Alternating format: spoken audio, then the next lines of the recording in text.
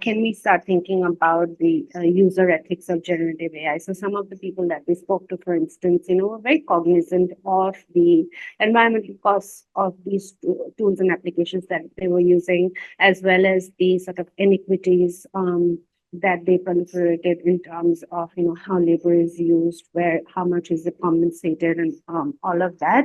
So there is, one way of doing AI ethics, which many tech companies are doing, right? For instance, ChatGPT will not respond to certain prompts that it considers. There are certain red lines that has been imposed from the top down in terms of what to respond and how to respond. But at the same time, there is a need for kind of a bottom-up ethics of AI as well from a user's perspective. So one of the things that few users told us about is this idea of bringing in ethics of care in terms of, when you're prompting, what is it that you're prompting? What are the results that are being outputted, and how much are you prompting as well? Because there is a cost to every prompt. There's an environmental cost to every prompt that you make. So there is a need for kind of reflexivity, not just from the users, but within the entire system in terms of thinking about how to use these applications and where to use them,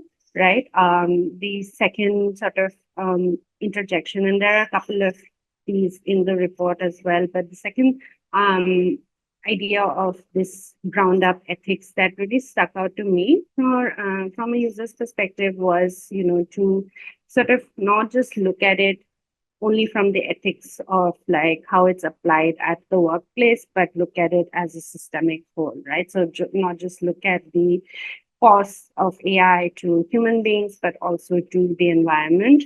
So, it's important for us to kind of go out there and talk to people in terms of, because talk to people in terms of, how they're perceiving these technologies and what is the kind of, is there a natural ethics already emerging amongst people? Because that's what we found when we spoke to these individuals, right? Is that, we're at a time where we don't really know what is the right way to use this technology, especially generative AI, because it's so new and people are just experimenting with it. But already when you talk to users, you get a sense of they have their own set personal lines that they didn't want to cross. So what we kind of did was take their inputs and kind of compile a few of those into sort of broader generalized kind of a user's ethics of generative AI.